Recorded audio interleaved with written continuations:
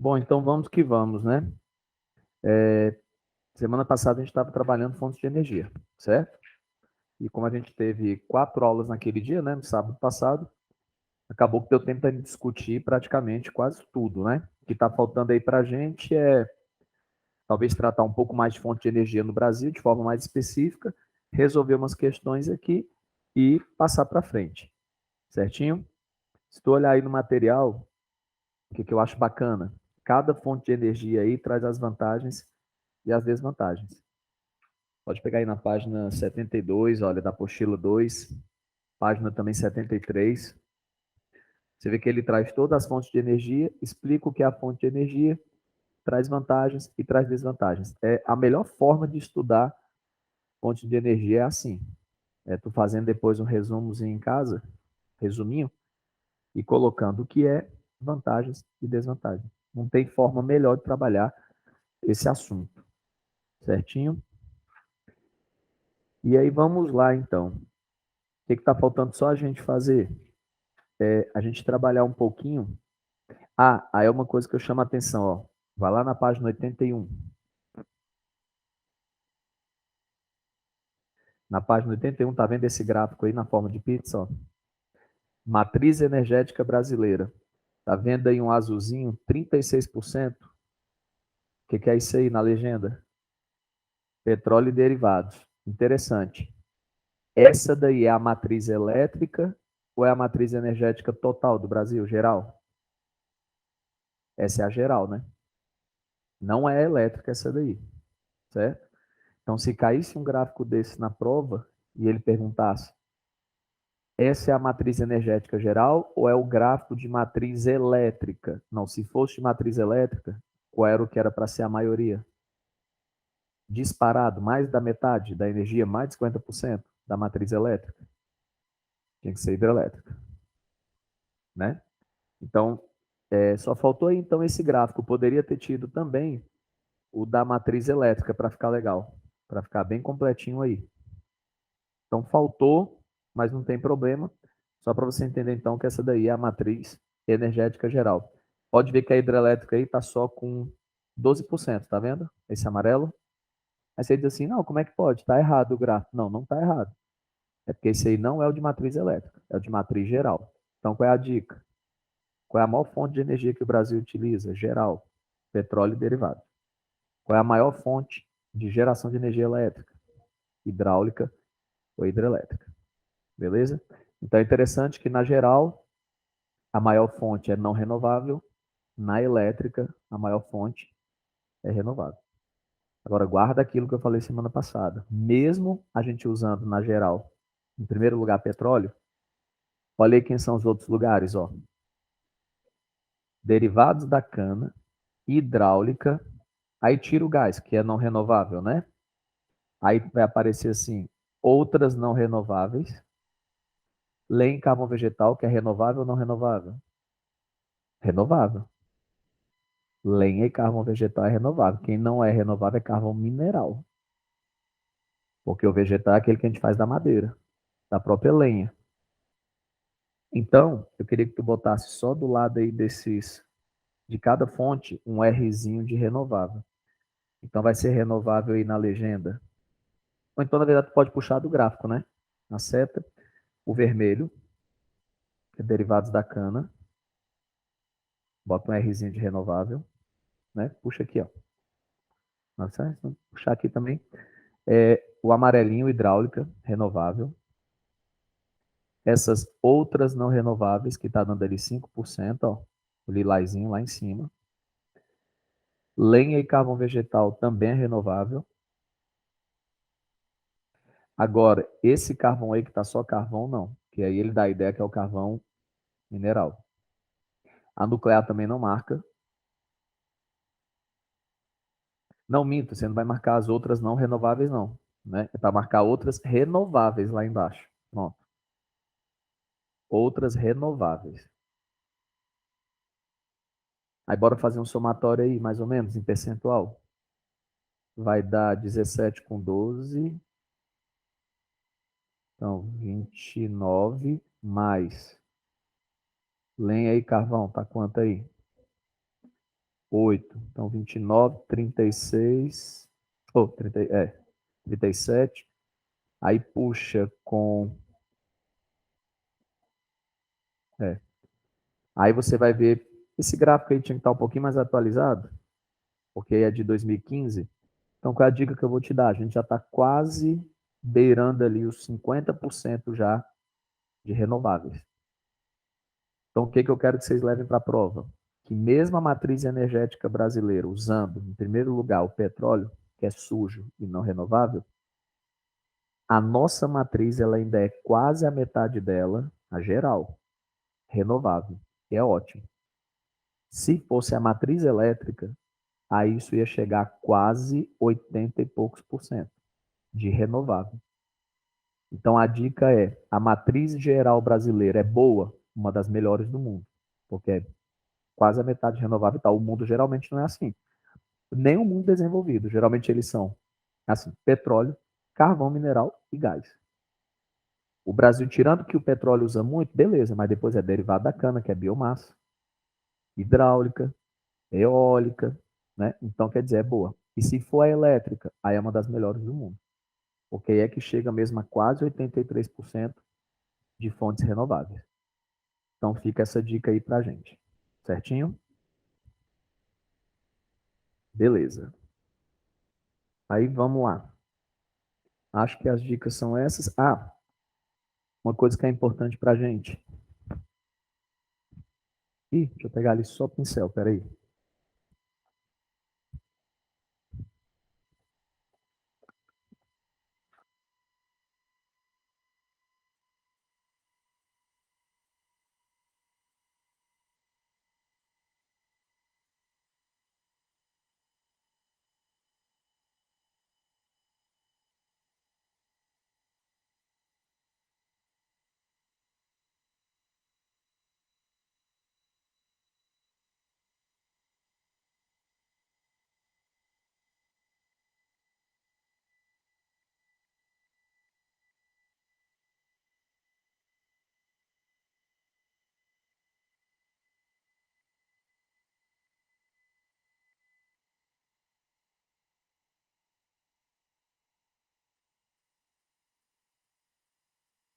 Muito bem.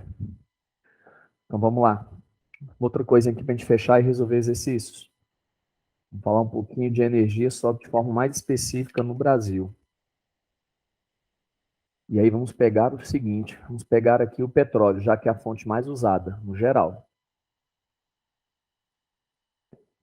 Vamos lá. Posso dizer que o petróleo no Brasil é explorado só no continente, só no mar ou nos dois? Então, pronto. Então, vamos lá. Vamos colocar aqui, ó, que ele é explorado tanto em terra, né? Esse em terra aqui, vamos entender que é continente, como no fundo do mar.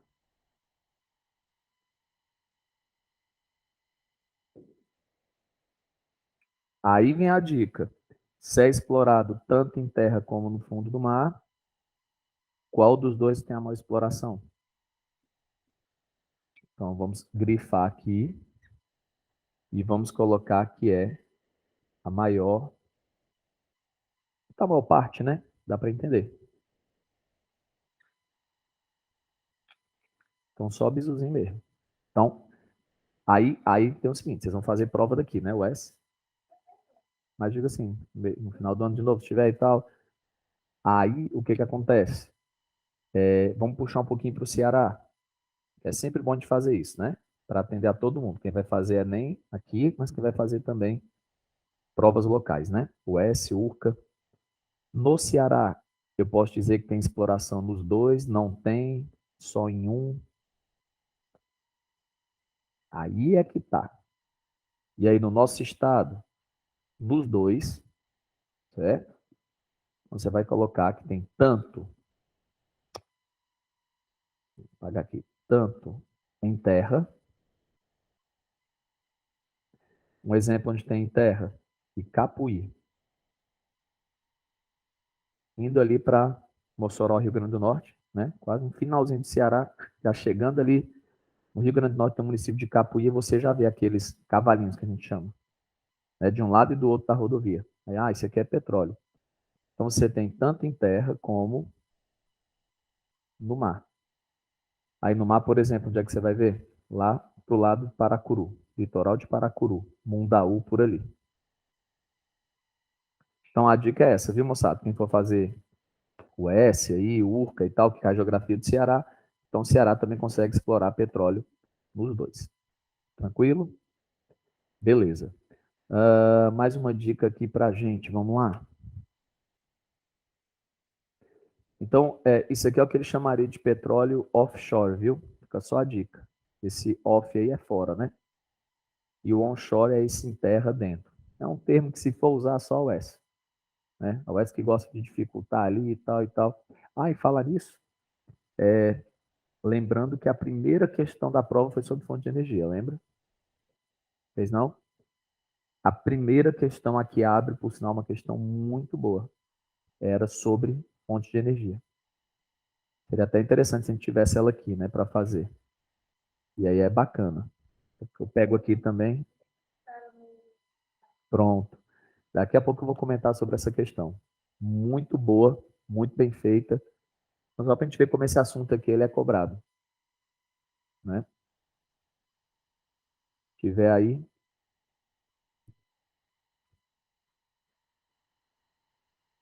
Bora lá.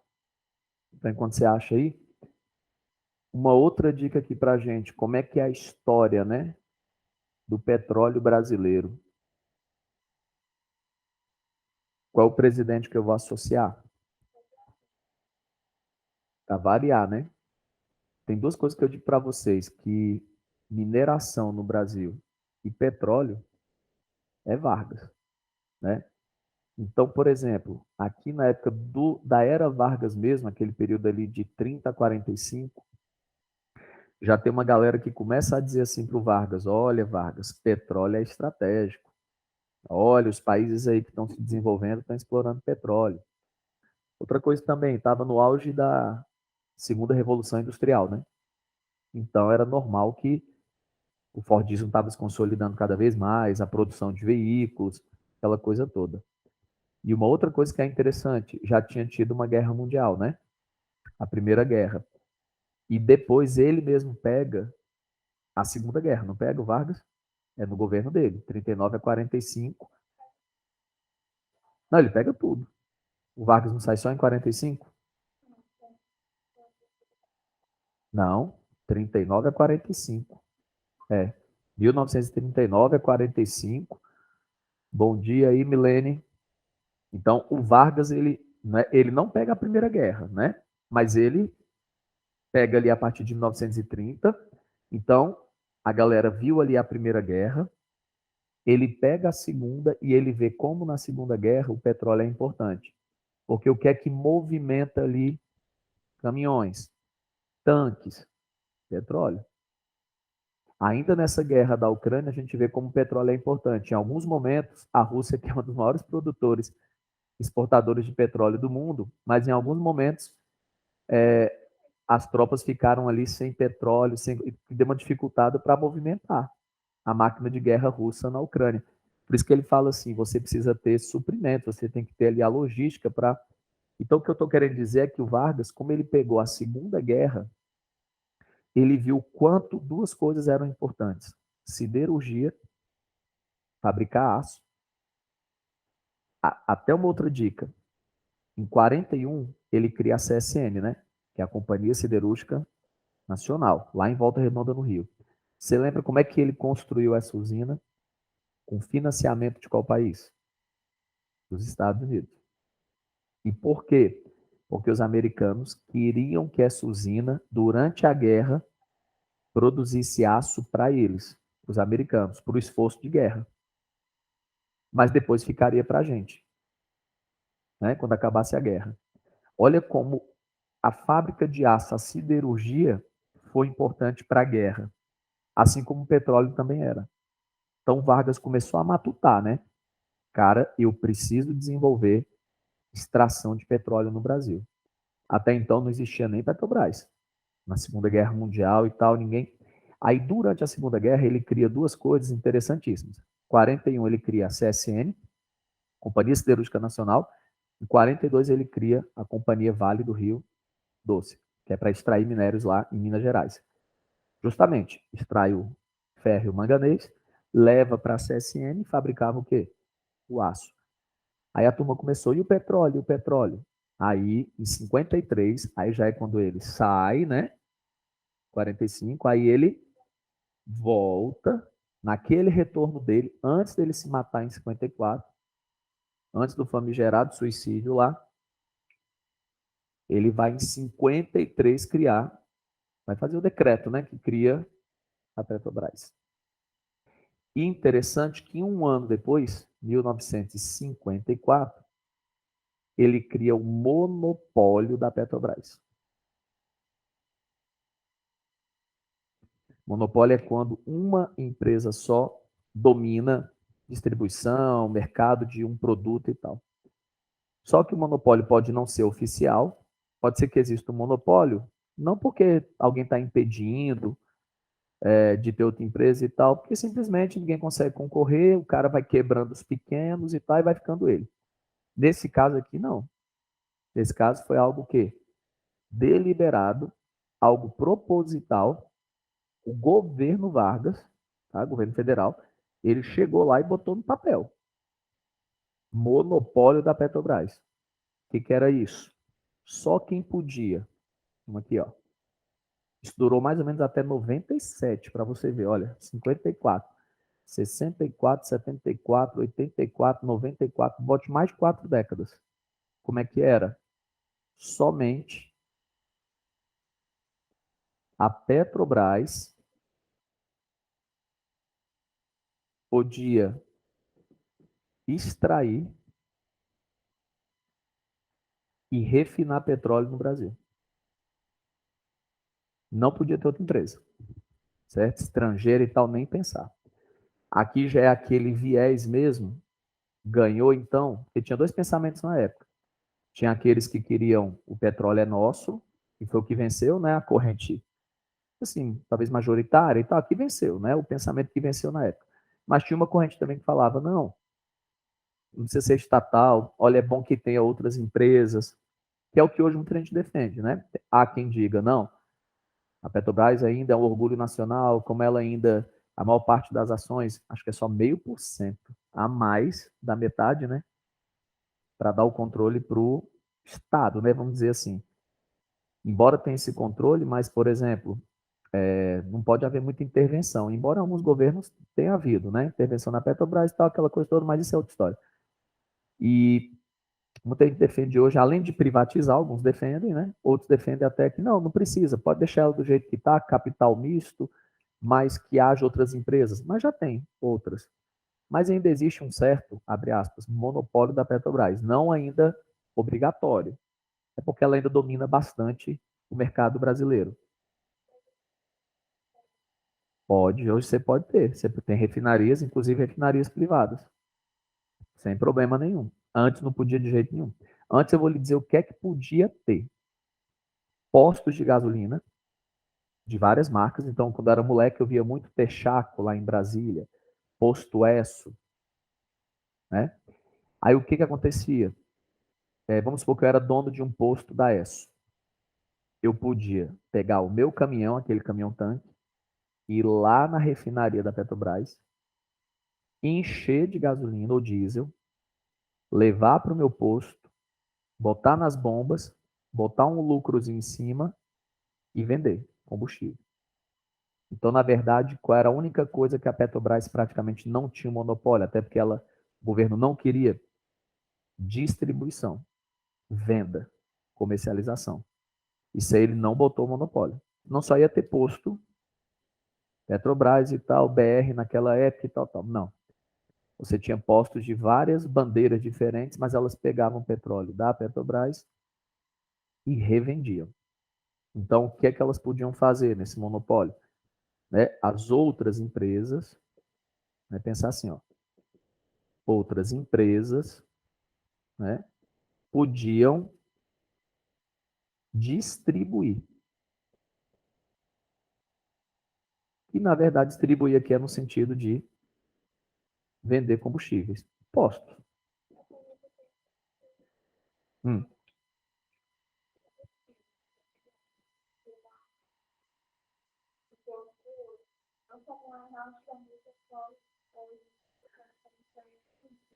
Que hoje é até interessante a gente falar, né? Para alguns, isso é difícil você provar, mas a gente vê. Essa semana foi a prova, né?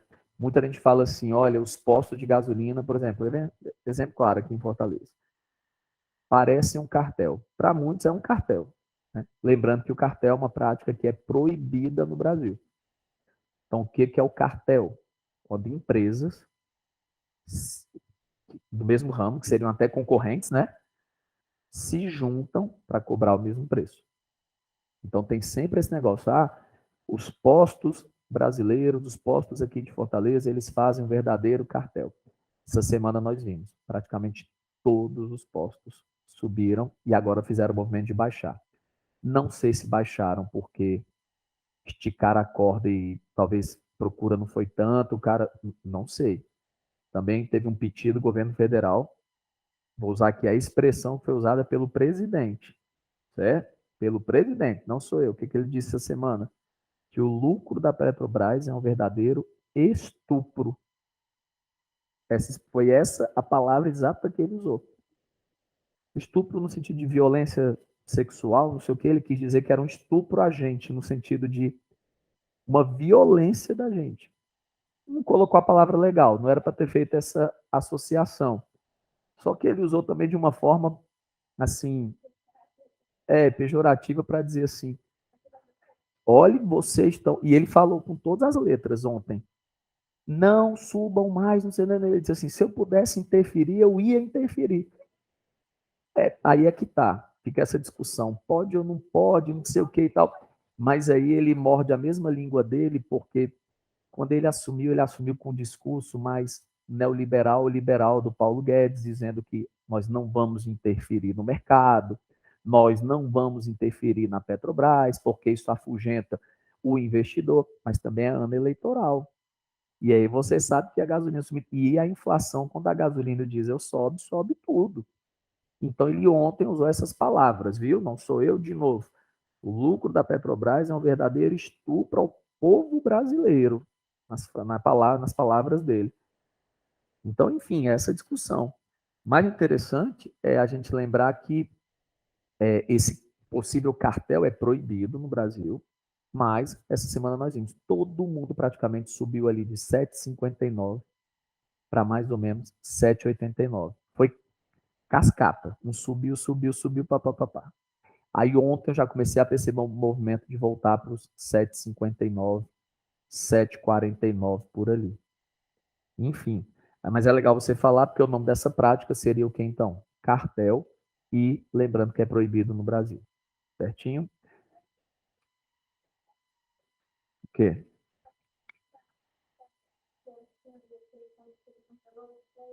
Ah, sim, que nunca funciona, né? Os fiscais.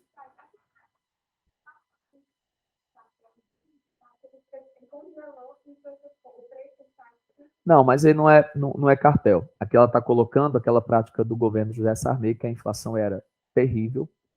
Olha, você imagina que hoje está complicado, mas a inflação está ali em dois dígitos, desculpa, gente, 10, 11, 12%. Aquela época era pior do que hoje, milhões de vezes. Por aí você tira. Se hoje as pessoas estão meio, alguns desesperados, você imagina o que era naquela época, você não tem noção. Eu vivi aquela época, remarcação de preço, às vezes todo dia. Às vezes no mesmo dia, remarcar o preço. Então ele usou aquela famosa tática que praticamente todo economista é assim, é unânime em dizer, isso não funciona. Congelamento de preços. Né? Mas aí não é um cartel, é o próprio Estado interferindo e dizendo, olha, não pode subir o preço, congela.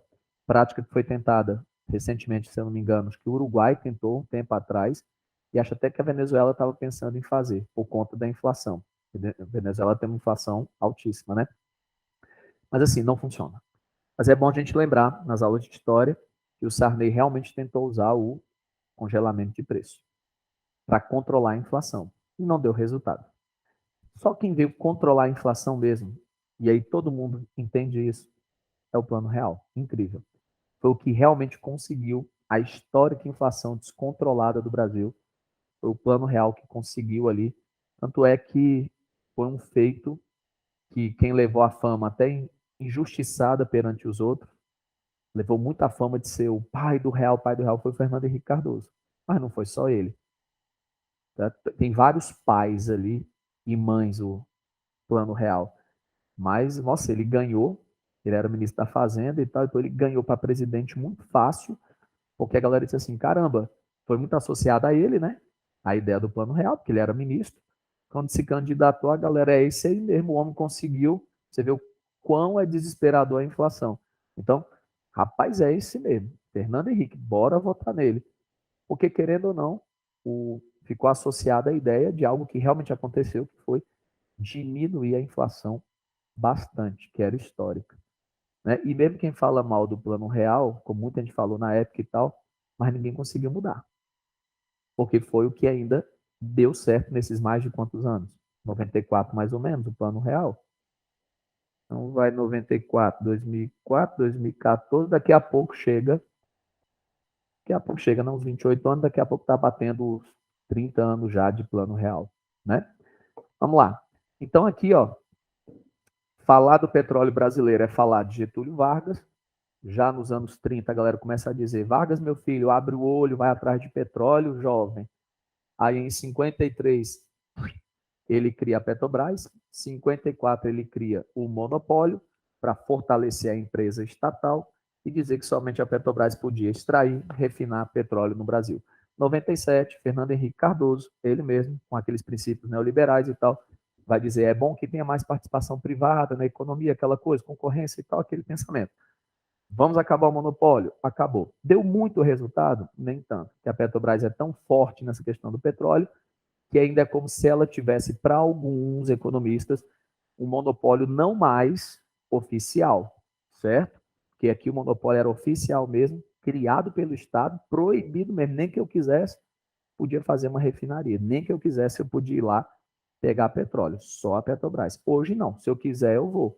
Mas como eu disse para você, muita gente tem medo de fazer refinaria no Brasil, porque é um investimento de médio e longo prazo, caríssimo, e você tem medo porque os governos que vão se sucedendo podem interferir mais ou menos na Petrobras. Como ela é uma gigante, eu tenho medo de fazer um investimento privado muito alto e lá na frente não conseguir concorrer com ela. E aí, será que vai valer a pena? Aí a gente entra nesse problema nosso hoje. Qual é? Exportamos petróleo bruto, mas acabamos comprando parte do petróleo refinado. Além de ser melhor a gente vender o refinado, que tem maior valor agregado, seria a prova de que a gente tendo o refinado, mas aí para isso a gente tinha que ter mais refinarias, porque nos últimos anos a frota de veículos no Brasil fez isso. Ó. Se você pegar a frota de carros em Fortaleza de 20 anos para cá, você vai ver como ela aumentou. Ela praticamente dobrou. Então, o consumo e outra, a população também cresceu, né? E outra coisa, mas aí é que tá. Ainda não é uma coisa tão grande. Joga até uma época que ensaiou essa questão do GNV e tal, mas a maioria hoje ainda é gasolina, carro, caminhão e tal, diesel. Então, essa dependência é muito grande. E a gente não se preparou para isso, para fazer mais refinarias, né? Aí, lembrando, vinha até uma refinaria para o Ceará e para o Maranhão, as famosas Prêmio 1 e Prêmio 2. Nada, mecas de nada. Nenhuma das duas veio. Nenhuma das duas foi construída, certo?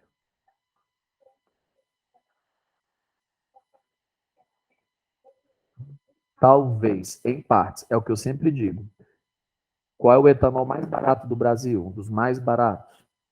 São Paulo. Onde é que ainda você consegue etanol de 5,19, 5,20, 5,30? Quando você anda em Minas, São Paulo.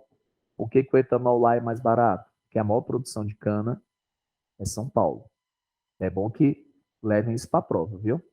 Quem mexe com agricultura, com energia, com biomassa, o maior produtor de cana-de-açúcar do Brasil é o estado de São Paulo. Então, lá, você realmente tiver uma produção de etanol muito grande na região sudeste, e na época da safra, certo? Você consegue ver o preço dando uma queda ali e tal. Então, é um dos lugares que talvez ainda compense até certo ponto você botar etanol. Para a gente aqui no Ceará, como nós não somos esse grande produtor de cana, etanol, então a gente acaba tendo aqui um etanol que é bem acima.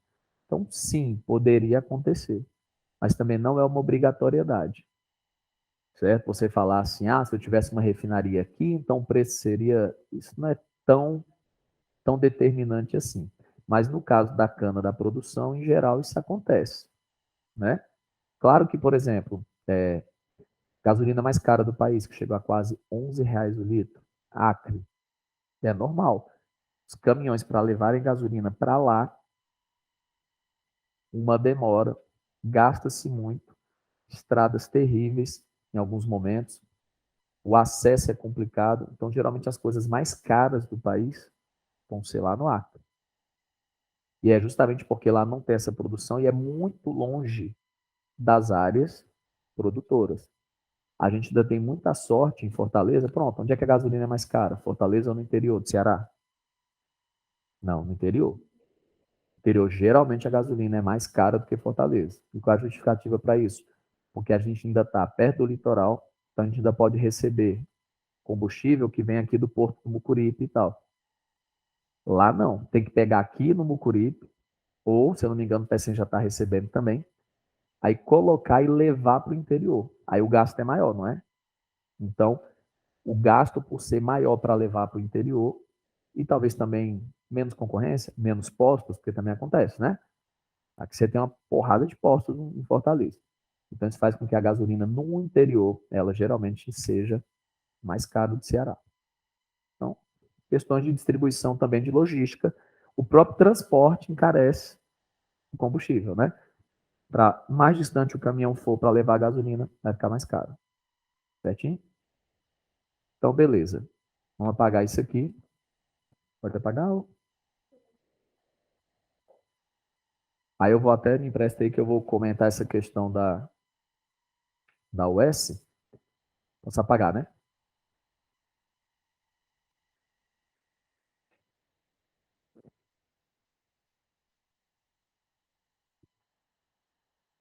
Aí me empresta a questãozinha da US para a gente ver como é que foi boa.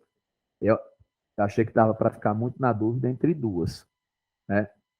Questãozinha até, acho bem no estilo, que é conteudista, mas tem também, não, tem reflexão, tem. Ele dá aquele textinho falando sobre a energia, a importância dela, parará, parará, mas no final das contas, o comando é assim, ó. Sobre as fontes de energia renováveis no Brasil, é correto afirmar que, aí veja a letra A, se encontram em acelerado processo de expansão, evidenciado pela consolidação da legislação pertinente, pela criação de agências específicas de regulação e pelo planejamento das demandas de energia a longo prazo, considerando questões socioambientais, econômicas e climáticas. Dava até para ficar na dúvida dessa. Pois é, aí eu vou deixar essa aqui quietinha, aí vamos para B. Se deve pensar nessas fontes, as renováveis, como deixa eu tirar aqui, como uma oportunidade estratégica para depender menos do combustível fóssil e das grandes usinas hidrelétricas, descentralizar o setor de energia elétrica, usar o enorme potencial de energia solar, eólica e de biomassa disponível no país e criar uma indústria respeitadora do meio ambiente. Esse é o gabarito. O que eu vi muito aluno errando? Não marcou porque tinha assim, depender menos de combustível fóssil, beleza, e das grandes usinas hidrelétricas. Aí, não, professor, o Brasil. Eu falei assim, cara, presta atenção. As,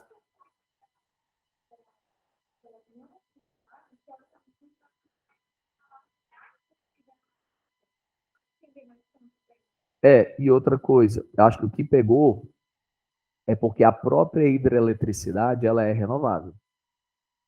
Só que entenda, para o meio ambiente, não é mais viável aquelas grandes hidrelétricas que nós fazíamos antigamente. Tipo Itaipu, Sobradinho. E como eu falei para vocês semana passada, Sobradinho é quase 11 cidades de Fortaleza, o lago. Então é uma perda de solos agricultáveis, deslocamento de população, alagamento de cidades, vilas, fazendas históricas, perda de memória afetiva, patrimônio histórico, uma série de coisas. Fora que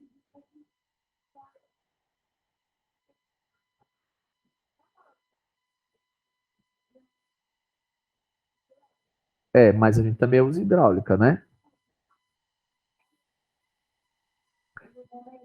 Mas a gente não usa mais na hidroeletricidade, na elétrica?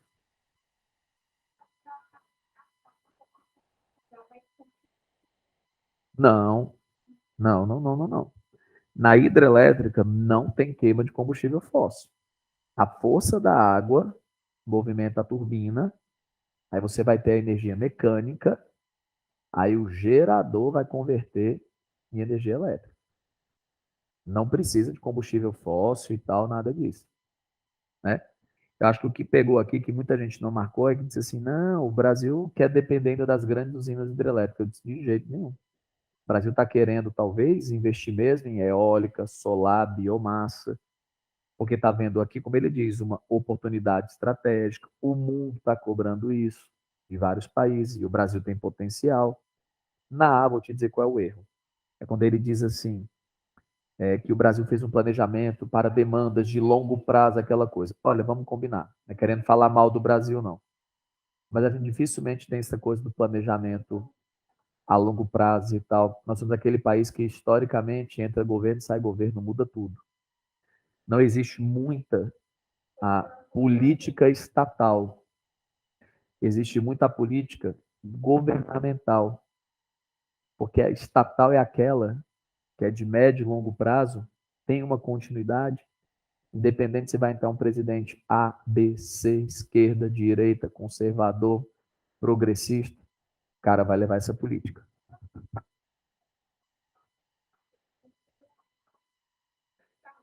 Embora, não sei nem se aquilo, uma política e tal, um programa, né? Mas eu digo assim, por exemplo, você tem uma política clara para a educação para os próximos 30, 40 anos. Que até que o Brasil tem algumas coisas na política educacional que vão ficando e você. Mas assim, é raro isso no Brasil. Então, quando ele bota assim O Brasil fez um planejamento a longo prazo para poder ver como é que vai usar essas renováveis e tal, aí já, né, pezinho atrás.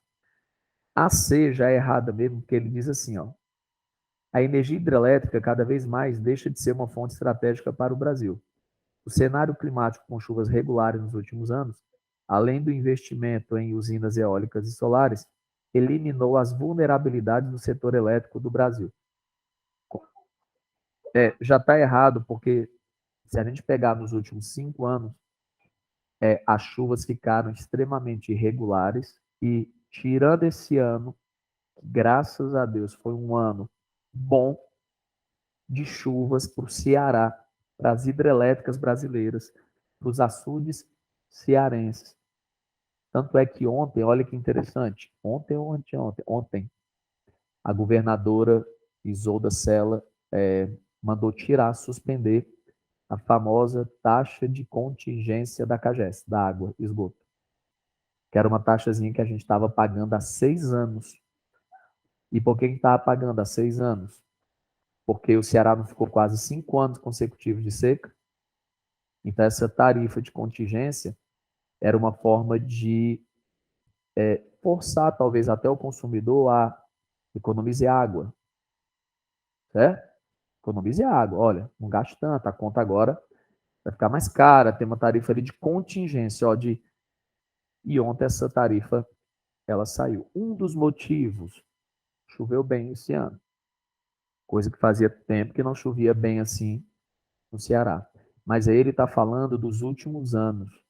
Aí, e aí realmente a gente passou nos últimos anos por muita chuva irregular no Brasil e muita hidrelétrica com seu nível descendo.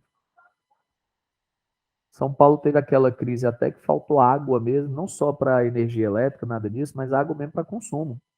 Você lembra do famoso reservatório Cantareira, que o nível da água desceu tanto que a gente aprendeu até uma expressão que era volume morto.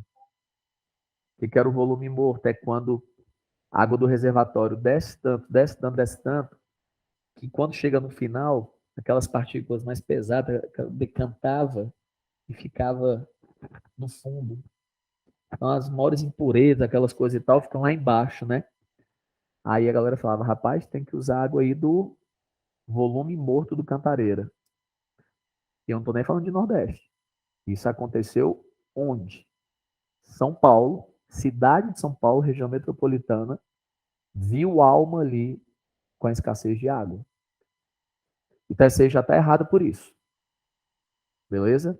Mas veja, é uma questão que ela não é tão fácilzinha, não. E deixa eu ver só o erro da última, da D. A D ele traz assim, ó. As precipitações, ou seja, chuva na região Nordeste, têm se mostrado suscetíveis às mudanças climáticas, provocando uma diminuição na velocidade dos ventos. Aí, isso ia ser uma coisa difícil também de a gente saber, né? Mas ele diz assim: com isso, prevê-se que a geração de energia eólica possa entrar em colapso. Por esta razão, a ampliação das usinas termoelétricas ainda é uma opção necessária no semiárido brasileiro.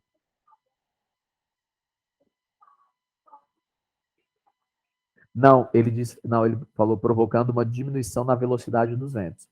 A frase até faz sentido, ele constrói ela bem, ele diz assim, olha, como teve uma dinâmica de chuvas irregulares nos últimos anos no Nordeste, o que aconteceu mesmo, aí ele diz assim, o vento diminuiu a velocidade, aí você, poxa, não sei, mas vai que foi. Aí começa a fazer sentido, né? Então prevê-se que a galera vai investir menos em energia eólica e aí vai ter que investir mais em termoelétrica. Mas não é isso que está acontecendo. O que está acontecendo, graças a Deus, é que o investimento em energia eólica, principalmente no Nordeste, aliás, uma curiosidade, quais são as duas regiões do Brasil que mais exploram, fazer um mapazinho aqui só do litoral, né? Onde é que tem os maiores potenciais de energia eólica? Nordeste, claro, e o outro, no Sul. Eu acho legal falar isso para o aluno, porque são dois extremos no mapa, se você pegar. E muita gente não marca sul porque vai dizer assim, não, vento aqui é a cara do Nordeste. Não, mas no sul não. Então, de novo, a maior produção é aqui, mas outro local que tem uma grande produção é aqui.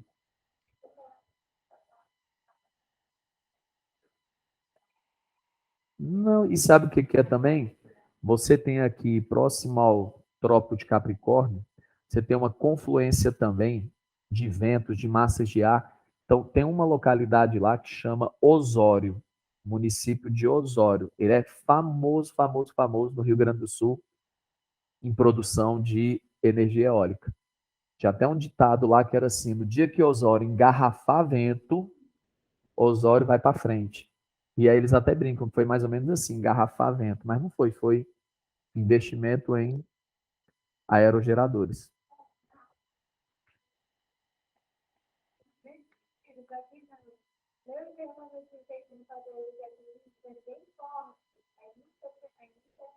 Assim, algumas rajadas e tal.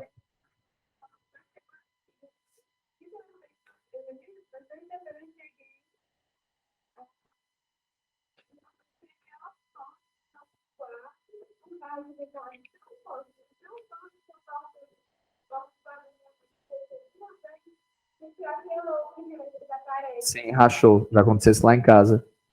É bom você falar nisso. Pensa que isso aqui são os 12 meses do ano no Ceará. Então aqui eu chamo de primeiro semestre, ok? E aqui eu vou chamar de segundo, claro, semestre. Isso que você falou é interessante, das rajadas de vento e tal. Aí eu pensei no seguinte, questão também já da UES. Primeiro semestre é o semestre das chuvas. E aí, jovem, eita, hoje quase que não acorda, hein? Olha aí. Primeiro semestre é o semestre de chuvas. Qual é o nosso pico de chuva aqui? Certinho, né? Eita. Aqui tá beleza, não tá não?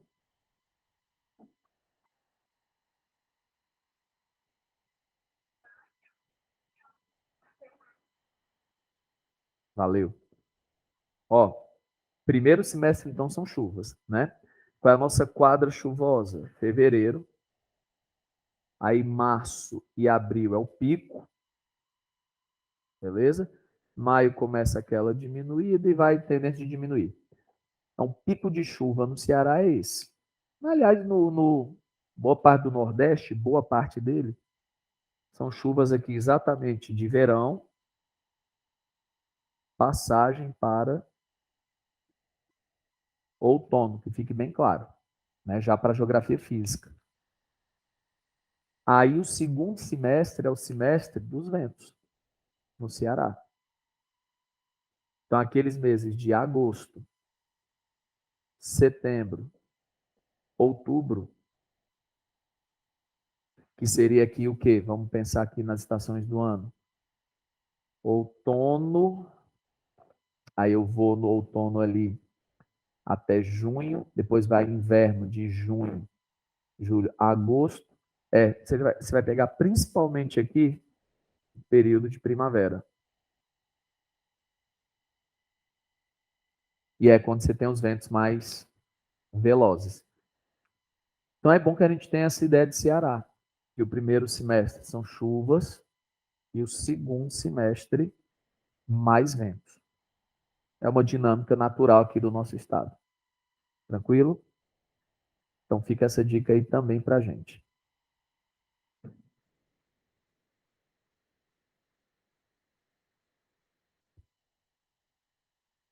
Vou beber só uma águazinha aqui. Eita, cadê a galera hoje, hein?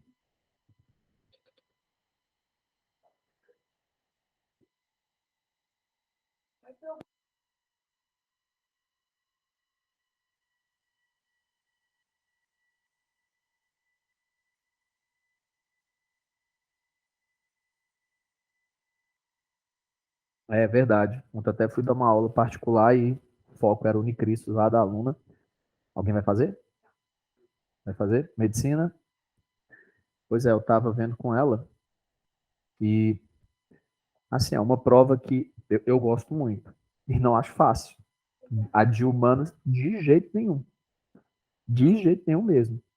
Aliás, eu peguei a prova, acho que foi a última ou foi a penúltima, que eu olhei assim, de ciências humanas, caramba, as de geografia difíceis, alguma de sociologia ali difícil, que a gente tem um certo conhecimento, né, de história, sociologia, olhando ali, mas vou falar as minhas de geografia. Meu irmão, algumas coisinhas complicadas, né? Agora, o que que eu acho bacana? Tem aquele viés de atualidades, mas puxa para coisa conteudista, né? Agora, o que é que eu vejo muito ali? Muito. Alguns conceitos que quase sempre estão ali. Obsolescência programada, logística reversa, qual é o outro? Economia circular. Chegaram até a repetir em duas provas esses três conceitos. Essa parte de questões ambientais. Tem uma questão recente que fala exatamente sobre a bandeira vermelha 2. Eu até dizendo para a aluna, eles podem fazer agora o contrário. Porque bem recente eles fizeram uma questão que era sobre como o Brasil estava tendo que a conta de energia muito cara porque estava na bandeira vermelha e 2, né? Porque bandeira vermelha já é a pior, né? Que é verde, amarela, vermelha. E a vermelha tem o patamar um e 2. A um é menos cara e a 2 é mais cara de todos. Eu até falei para ela ontem, Bia, eles podem fazer uma questão agora com o contrário, dizendo assim, olha, a gente vai ter até o final do ano bandeira verde. E perguntar qual o motivo disso. Foi um ano de boas chuvas. Alguns reservatórios encheram. Açudes aí, que eu sei que o açude não é para hidrelétrica, mas só para abastecimento de água. Alguns açudes sangraram, aqui no Ceará mais de 20, aquela coisa toda. Ainda bem. Aí com isso, a gente aciona menos termoelétrica, principalmente no segundo semestre, e não precisa tanto dessa bandeira vermelha. Então a gente vai para a bandeira verde. Pode ajudar a controlar a inflação um pouco? Ajuda a não disparar tanto, né? Então, até dizendo para ela, fica de olho nisso aí, né? E outra coisa que eu acho que pode ser bem possível estar na prova, como eles gostam de atualidades, é o lance da guerra na Ucrânia e aquele lance também de Petrópolis, Angra também. É sempre bom dar uma olhadinha naquilo ali. Mas, no geral, é uma prova que é até difícil prever o que vai cair, porque eles mudam muito de uma prova para outra, né? E é bem conteudista. Agora, o que a gente nota um pouco é essa questão, eu vejo muito Taylorismo, Fordismo, Toyotismo, vejo muita questão de falar sobre trabalho, né? Questões ambientais, esses conceitos. E, claro, tem aquelas famosas 3, 4 questões de geografia física, que a Unifor não cobra, mas eles cobram. Mas aí acho que não dá mais tempo, né? Geografia física é uma coisa muito pesada. Então, focar mesmo um pouquinho nisso. E ler o texto com muita atenção mesmo, gente, porque, embora seja uma prova conteudista, mas ela tem uma contextualização, sabe? Então, ontem eu fazendo uma questão com ela, de prova recente, e todas as alternativas faziam sentido. Era uma questão que falava assim, uma solução natural e tal, parará, aí falava assim, para as reduções de gases do efeito estufa. Aí tinha lá uma, evitar queimadas na agropecuária, faz sentido. Tinha outra, reduzir a queima de combustíveis fósseis, também faz sentido. Só que eu dizendo para ela, olha de novo o texto. E no comando ele falava, né, da relação com o texto. E o texto falava sobre essa questão de ser uma solução mais natural. E a resposta era o quê? Manutenção das florestas tropicais. Mas todas, absolutamente todas, faziam sentido e poderiam ser a resposta. Mas eu dizendo para ela, como ele queria uma solução com viés natural, então seria deixar a floresta quieta na dela. A gente não ir lá e desmatar. Porque ela fica tirando através da fotossíntese, né? Principalmente o gás carbônico. Então aí ela tinha errado e tal, e eu falei, olha, tem que prestar muita atenção. Porque as questões, por exemplo, essa outra que eu falei que eles repetiram em 2 provas seguidas, não sei se faltou criatividade, que foi, mas repetiram A, B e C as mesmas coisas, obsolescência programada, logística reversa e economia circular. O que é isso? Estamos falando aqui nas últimas semanas, de questões ambientais, agora energia casa nos 2 assuntos. O que é obsolescência programada? Fácil, né? A coisa já é feita para quebrar lá na frente. Então ninguém faz mais aquela coisa assim de, vou fazer um ar-condicionado desse para durar 10 anos. O fabricante não é mais doido de fazer isso, né? Ele quer que o negócio quebre, não amanhã, porque também ninguém é, mas, poxa, talvez com 3 anos, 4 anos, o negócio começar a quebrar e você substituir. Essa é a tal da obsolescência programada já pelos fabricantes. Tem aquela obsolescência que é a perceptiva. O que é a perceptiva? O negócio está funcionando, mas está fora de moda. Ou eles fazem você acreditar que é melhor ter a versão mais nova. Então, aconteceu muito com o iPhone isso aí, né? E assim, olha, o teu não tem 3 câmeras, poxa, o teu não tem essa teclazinha aqui, o teu não tem essa função. O 9 tem, agora o 10 tem, aí você, vixe, então tem que trocar, né? No iPhone 9 por um 10. Essa é a perceptiva, o iPhone está lá funcionando, o 9, perfeito. Mas você sente que está peixinho fora d'água. Essa é a perceptiva, né? Eles cobraram a programada, não cobraram a perceptiva. O que é a logística reversa? Que eles tanto falam nas provas deles. É uma lógica que diz assim, principalmente com lixo eletrônico e pilhas também. Aquele lixo bem, que hoje em dia dá um trabalho desgraçado. Quando você compra um celular numa loja, vamos supor que você comprou um celular lá na C&A, no shopping. Seu celular não presta mais, quebrou. Seria interessante você ir lá na C&A, deixar lá. Aí ela passa para quem? Para o fabricante do celular. Aí o fabricante pode tirar algumas peças, reciclar alguma coisa, e ele, o fabricante, vai dar um destino adequado a esse lixo eletrônico. que é o e-waste que a gente chama, né? O lixo eletrônico aí. Tão falado hoje, né? Que nunca se usou tanto eletrônico como hoje, né? Então chama logística reversa. É o fabricante que vai dar um jeito nos produtos que ele fabricou, certo? E o que é economia circular? Eu até falei para ela, pô, não tem erro. Como é que é aquele símbolo de reciclagem? Parece assim umas três setas, né? Isso aqui é a cara do que é economia circular. Como assim? Pensa na palavra reciclar. Então, em tese aqui, eu não preciso ficar tirando novos recursos da natureza para colocar aqui. Porque a própria logística reversa faz um pouco parte disso, certo? Eu vou pegar lá os componentes, vou fazer outro celular, vou reciclar papel, vou reciclar plástico, vou gama, mas a economia é sempre assim? Não. Tem aquela economia tradicional, que não é circular. Qual é ela? É aquela que você vai, fabrica as coisas aqui, aí não presta mais, você traz recurso e faz outro. Fez aqui, não presta mais, tira mais recurso da natureza e faz outro.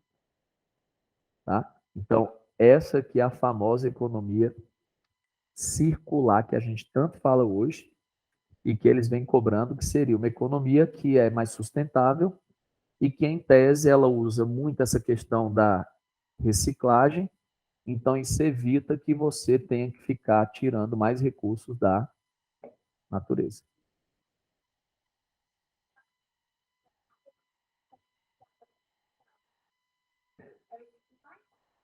Não, mas aí eu não sei nem como é que dá para enquadrar. O que eu poderia enquadrar aí, um lápis da Faber-Castell, de eles plantarem ali, que é a madeira de reflorestamento, é chamar esse processo, como o Enem chamou, de silvicultura, que é a prática de plantar árvores, de plantar ali madeira.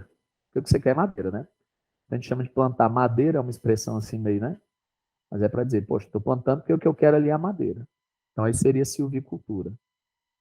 Alguns criticam, mas muitos dizem que é melhor do que eu estar pegando na árvore lá e tal, tirar, fazer extrativismo vegetal sem.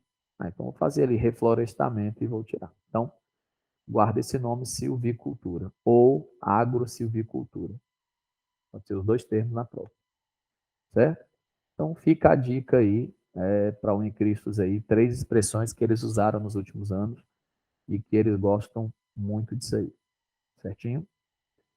Beleza. Então, comentei a questão da UES também, de fonte de energia. O senhor fez a UES? Não? A primeira questão da UES foi sobre fonte de energia. E não estava, assim, muito fácil, não. Falando sobre energias renováveis no Brasil. Aí tinha umas pegadinhas ali que faziam sentido e tal, mas, né, dava para fazer. E, no geral, as questões não estavam tão difíceis, mas conseguiram trazer uma questão lá sobre bacia hidrográfica amazônica que, cara, queria que a gente soubesse que o Rio Madeira nasce, a nascente dele é lá na Bolívia e aí tal, aquelas coisas que o cara olha e diz assim, pô, essa foi aquela para sacanear. Essa foi aquela mesmo assim que eles estão rindo da gente, que eles dizem, nenhum professor deu, os alunos não vão saber, é aquela que não. Também eu não posso facilitar demais. Complicado. Para mim, eu achei a mais difícil essa, que era muito conteudismo e um conteúdo que geralmente ninguém vai trabalhar. E é aquela coisa de, poxa, se tivesse cobrado, já que é a nascente aqui do Cocó, ou do Rio Jaguaribe, uma coisa mais nossa, ou então, aí o cara vai cobrar um negócio da Universidade Estadual do Ceará, lá da bacia, uma coisa muito específica. Enfim, foi a questão que eu vi muita reclamação na prova, né? É, é, foi aquela que a gente achou meio sem sentido. Mas, no geral, é uma prova bacana, bem feita, né? Não estava muito fácil, mas bacana. E surpreso muito com a Unicristo, peguei as últimas três provas e eu estou sabendo que parece que a galera não está passando porque não está fazendo o perfil mínimo, né? Porque parece que das 20 de humanas, você tem que fazer 10, se eu não me engano. E tu acredita que não é tão fácil? Você vê o nível de complexidade que é. Tanto é que eles, às vezes, estão tendo que fazer uma outra aplicação, né? Talvez não tenha preenchido as vagas, ou alguma coisa do tipo, e vamos lá.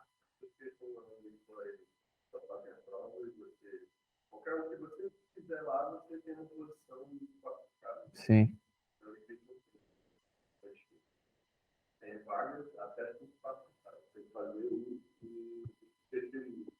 Pois é, o perfil mínimo, que é o que eu estava dizendo. Cada área tem um mínimo de questões, né? E tem um perfil ali que você tem que atingir. E muita gente não tem atingido o perfil mínimo. E eles não têm baixado a bola da prova, não, que eu acho legal. Acho a prova bem construída, bem difícil. Continuam com a geografia física. Eles curtem muito ilhas de calor, El Ninho, Laninha, aqueles problemas ambientais. Vão cobrar demais isso aí. Inversão térmica, chuva ácida. Eles gostam muito das questões de tipos de chuvas, climatologia. É uma coisa que eles estão sempre ali cobrando, né? E aí é isso. Mas muita atenção no texto, o texto ajuda em muita coisa. Grifa as palavras-chave ali, vê o que é que o comando está pedindo mesmo de relação com o texto, igual o Enem, para não ter perigo, porque muitas ali fazem sentido, muitas das alternativas. Aí você tem que estar muito ligado com que o texto e o comando, eu acho que é isso que está faltando. Que é uma prova difícil, mas ela exige diferente da UES, que é direta. O comando é direto, mas é que a gente fez agora é assim. Tirasse o texto, não precisava. Assim, considerando as fontes renováveis de energia no Brasil, é correto afirmar. Cara, então quando é assim, é o conteúdo disso. Na Unicristo, você precisa ter poder de interpretação. Interpretação. Não são as alternativas que são tão difíceis. É o lance da conexão do comando com o texto.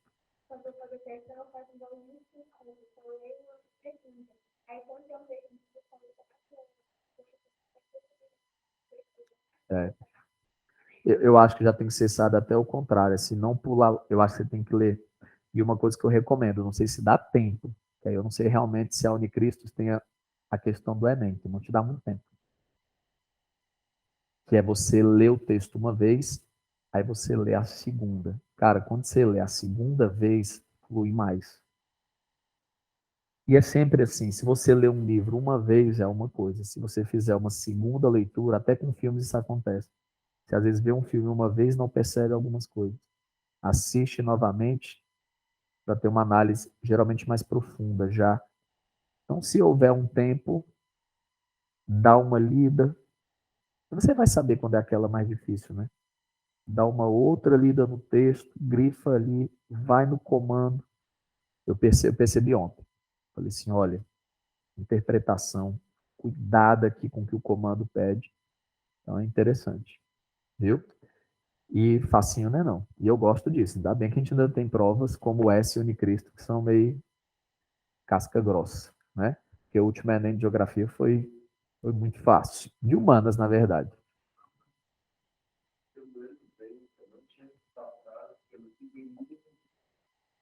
Não fez o mínimo de natureza.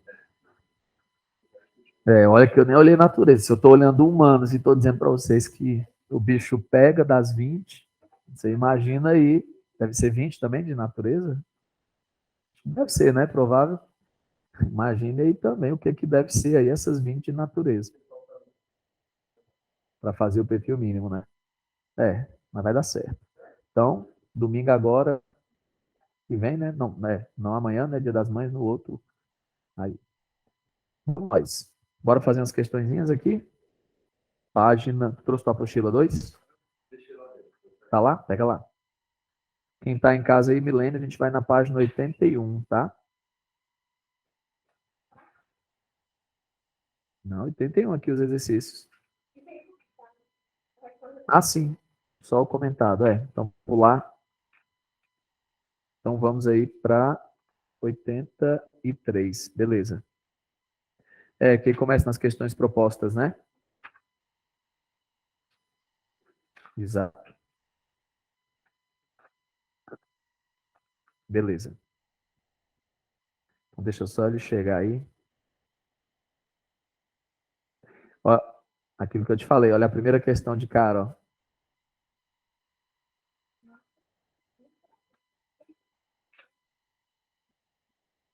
Se ele chegar aqui. Então, quem está em casa aí, página 83.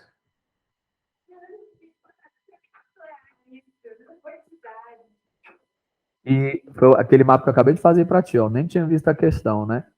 Na primeira questão aí tem um mapa, e eu tinha acabado de dizer aqui para ela, falando de energia eólica, e eu disse que não acho estranho. Os dois maiores potenciais do Brasil de eólica são o Nordeste, porque pode parecer estranho, que são dois extremos. E tipo, a gente associa, às vezes, eu não sei vocês, mas eu acho que. Bom dia, jovem. Eu às vezes acho que tem uma. Não sei por que eu tenho uma tendência, como eu associo eólica a Nordeste, querendo ou não, a gente associa meio que a calor e tal, e, né?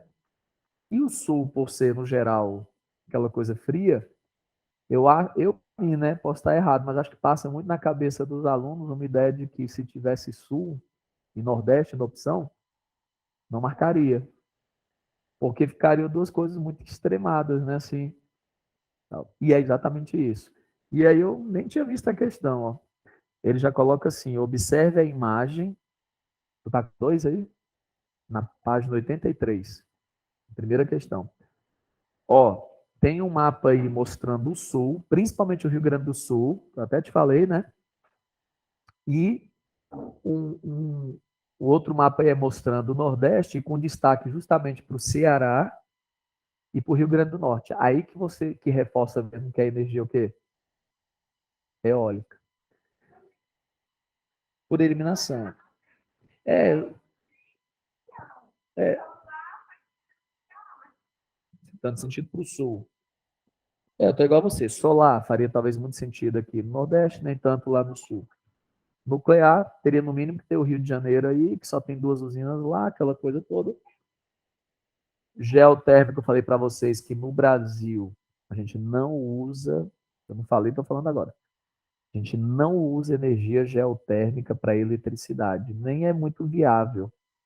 Geotérmica é você pegando o calor lá de baixo, ou então vapor, ou jogando água para transformar em vapor.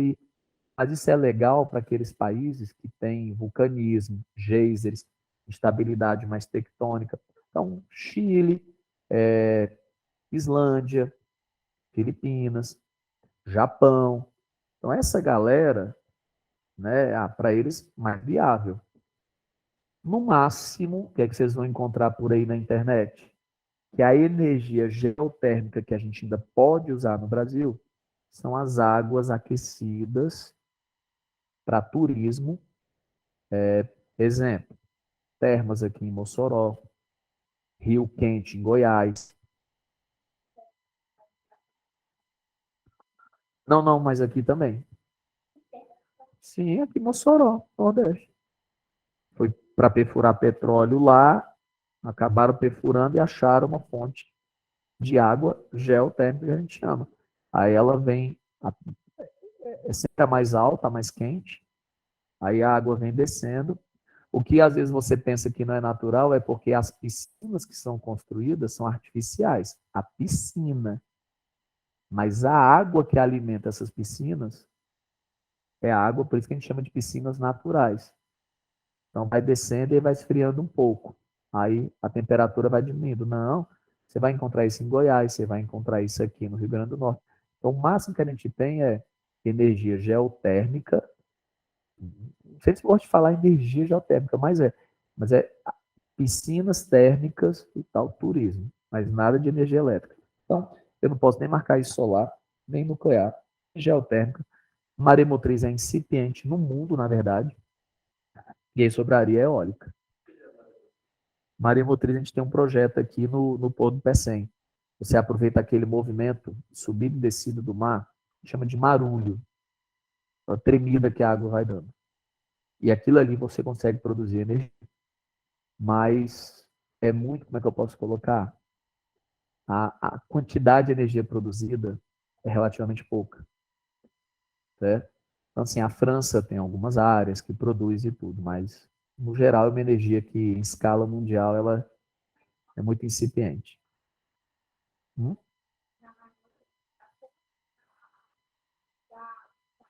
Isso.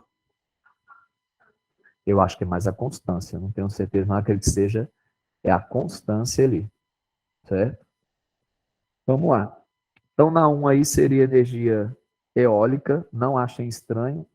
O extremo aí, o Rio Grande do Sul, até tinha citado Osório aqui para ela, que é um município lá famoso, que eram os ventos em Osório, no Rio Grande do Sul, é um negócio impressionante.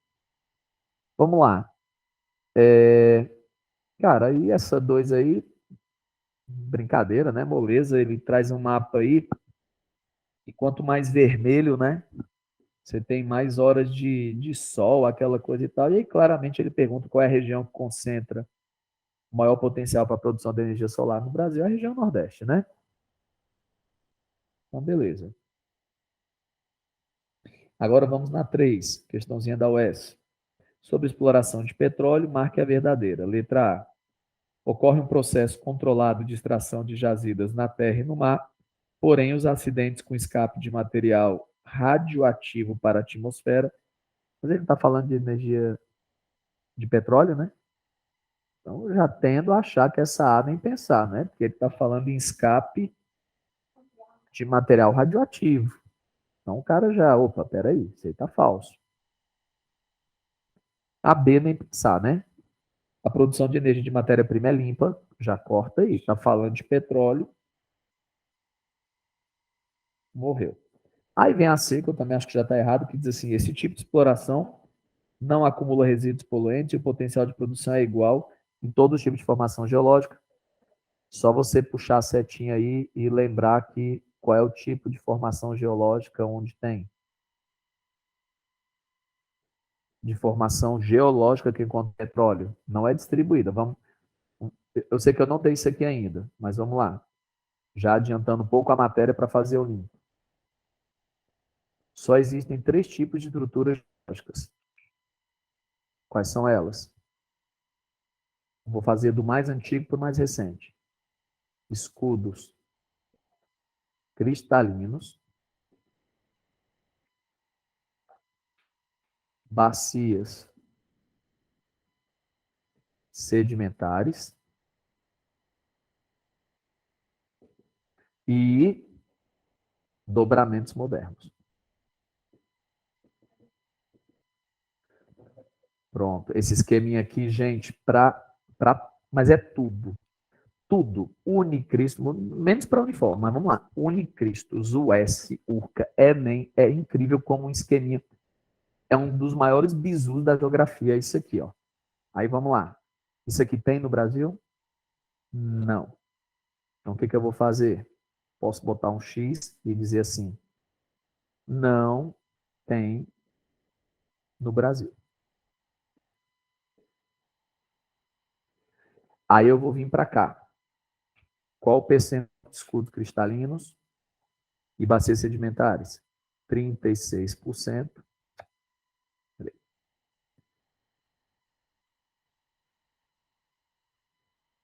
Foi pior, né?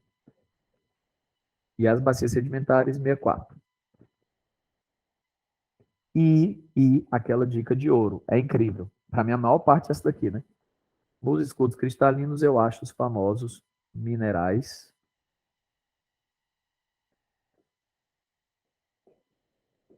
metálicos.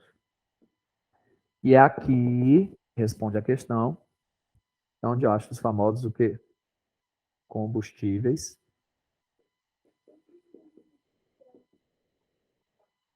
geral, dos metálicos, dos cristalinos, né? Que é para poder encontrar essas pedras preciosas também, até porque assim, ouro, diamante, das coisas. Apesar que aí eu já não sei, você pode encontrar nos ambientes.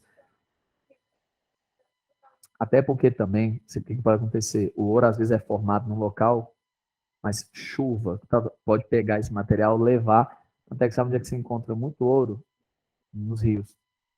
Aquele ouro de aluvião, às vezes. No fundo do rio e tal, alguma coisa. Foi produzido, foi levado. Né? Qual é o erro, então, da C? Que ele diz assim, não é, mas ele diz assim no final, ó, o potencial de produção de petróleo é igual em todo tipo de formação geológica. Aí você vai riscar esse igual e vai dizer, não. Qual é a formação geológica que eu encontro realmente petróleo? Bacias sedimentares.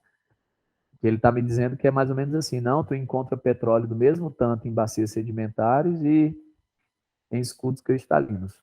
Não é. É. Não é, né? Então eu vou achar muito mais aliás, só vou achar nas bacias sedimentares. Aí vai sobrar o que como gabarito? Só pode ser AD, né? Possui alto potencial de impactos ambientais na sua exploração, parará, sendo capaz de causar morte de animais e plantas, além de comprometer solo, ar e águas. Como é o nome daquele fenômeno quando vaza petróleo no mar? Bem, como é que posso falar? O termo é a cara do petróleo, né? Maré negra. Então, não esquecer do termozinho, né? Maré negra. Ok? Essa 4 aí do Enem PPL, ó, segunda aplicação não, né? Galera, provisoriamente aí, né? Sem liberdade. O Decreto Federal de 2010, que regulamenta a Lei da Política Nacional do Clima, parará, projeta que as emissões nacionais de gases de efeito estufa em 2020 serão de tantos milhões. Esse mesmo decreto define o compromisso nacional voluntário do Brasil em... O que ele está dizendo aí? Que a expressão-chave no texto diz que o Brasil, de forma voluntária, quer reduzir suas emissões de GEE. O que é esse GEE?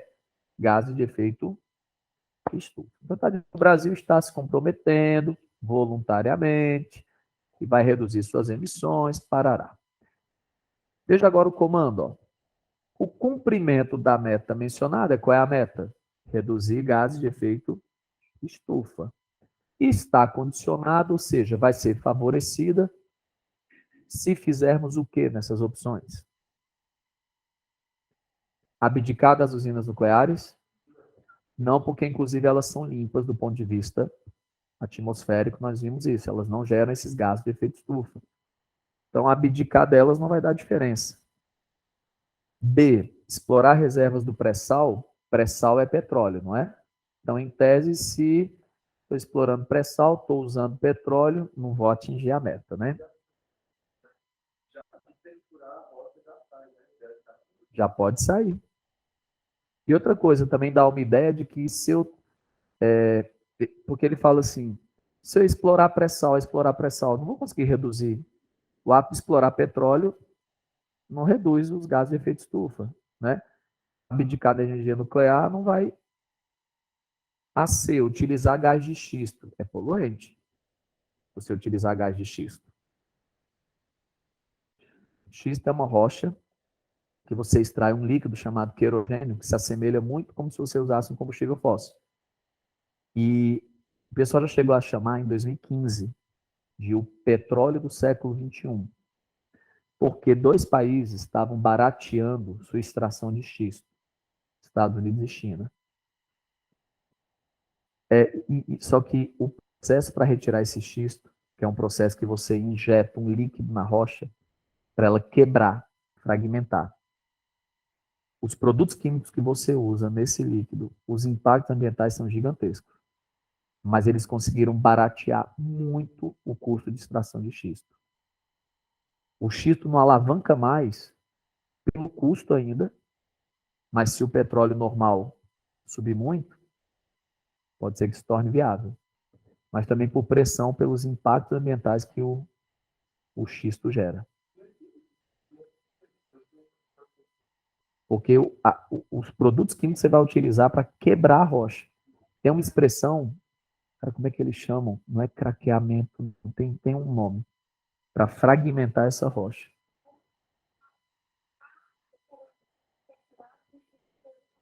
Hum. Ah, não saberia te dizer. Assim, o nível de poluição, mas é poluente do mesmo jeito. Então, aqui para a gente, ele fala, utilizou gás de xisto, já é poluente. Só uma dica, tem xisto no Brasil? Sim. Uma reserva até boa, sobretudo ali mais ou menos de São Paulo até o Rio Grande do Sul. mais a região sul do país. Mas a gente não tem essa extração toda porque, como eu falei para vocês, até acho que o Brasil também não tem essa necessidade. A gente já está numa vibe até de a gente pode ir para as sustentáveis, a gente tem aqui eólica, solar, e aí, claro que a resposta vai ser essa D, né, gente? Investir em energias sustentáveis. Muito fácil essa, ok? Essas 5 aí é interpretação, acho melhor vocês fazerem, isso não vai se repetir, né? E aí tem umas outras questões aí que, ó, quer ver uma questão, acho que é de energia geotérmica? Vai nessa 10 aí da 85, pessoal. Eu acho que só de olhar as regiões. Ó. Porque olha ao escavar 1 quilômetro em direção ao centro da Terra, a temperatura pode chegar até a 250 graus. Aí lá em cima no 2, ó. A água aquecida gera vapor que pode ser empregado para impulsionar turbinas de gerar energia elétrica. Claramente aí, quando eu bati o olho, que eu vi essas fumacinhas saindo do solo e tal aí, ó, já é energia geotérmica, né? Aí ele pega e coloca assim: a fonte de energia representada na figura, que é geotérmica, né? Considerada uma das mais limpas e sustentáveis do mundo, é extraída do calor gerado. Aí tem a letra A, pela circulação do magma no subsolo, pelas erupções constantes dos vulcões, pelo sol que aquece as águas, nada a ver, né? Pela queima do carvão em combustível fóssil, nada a ver, né? Pelos detritos e cinzas vulcânicas, nada a ver. Então ficaria aí entre a A e a B de bola. Mas entre a A e a B de bola, o que é que faz mais sentido? É porque a outra está falando de erupção, né? Então você perfurou, ou seja, tem que constar a ideia de subsolo, né? De você estar pegando o calor do subsolo. Mas a gente poderia marcar a B, que olha aquela coisa, é vulcão e tal, e não se atentar. Aqui é quando eu digo que é a falta de atenção. Até faz um pouco de sentido, são áreas vulcânicas e tal, mas ó, tem que pegar lá embaixo. Então, furar 1 quilômetro. Então, não necessariamente 1 quilômetro, né? Mas subsolo. Então, letra A aí. Eu já vi uma do Enem que ele bota só o desenho e pergunta: que energia é essa? A gente ia saber que é geotérmica, né? Não, mas também não tinha as frases, né? Era só um desenho assim e tal, e. Mas aí, beleza. Bom, é isso então.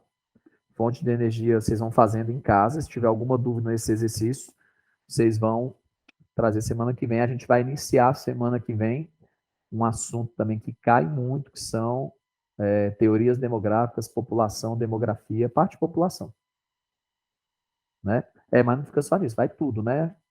E aí o Enem tem cobrado muito. A gente vai falar desde reforma da Previdência, envelhecimento, conceitos, né? População economicamente ativa, desalentado, desempregado. Aí tem uma questão agora recente que era só isso, na Unicristo. E eu digo, pode ser a questão mais fácil, como pode ser a mais. Perguntava o que era desalentado. Pior que todas as opções faziam muito sentido com a palavra desalentado. Só que o desalentado, que a gente fala tanto hoje no Brasil, é um termo da economia, que é o quê? Nós 4 aqui somos desempregados. Quando a gente diz que a gente é desempregado, é porque a gente ainda está saindo de casa, entregando currículo, fazendo entrevista, ainda tem esperança de conseguir um emprego e tal ali. Cara, o negócio está tão pesado, que eu já desanimei tanto, e essa é a palavra, o sinônimo de desalento é desânimo. Eu desisti de procurar emprego. Desisti. Aí o que que acontece? Um fenômeno super interessante. Às vezes diminui a taxa de desemprego. Aí você diz, nossa, está melhorando. Não. É porque às vezes tem uma galera que já desistiu.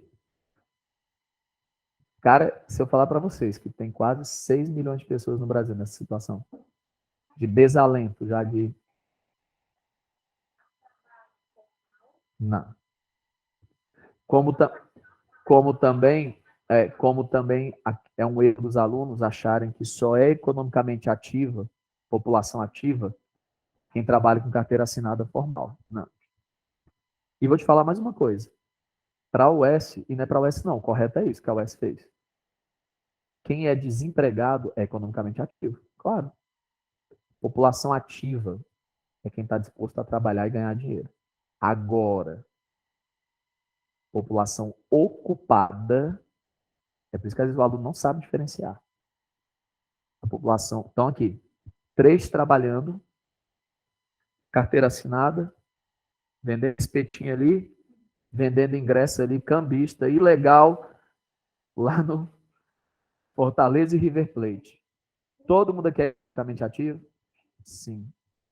Rafaelzinho está procurando emprego, desempregado, economicamente ativo. Vocês 3, população ocupada. Eu sou ocupado? Não. Aí depois eu desisti de procurar emprego. Sou um desalentado. Pergunta era essa, depois pesquisa lá, acho que foi a última prova, penúltima. O que são os desalentados? Que virou um termo que até um dia desse ninguém falava. Na pandemia, a expressão desalentado ganhou força. Aí a Unicristo foi lá e fez.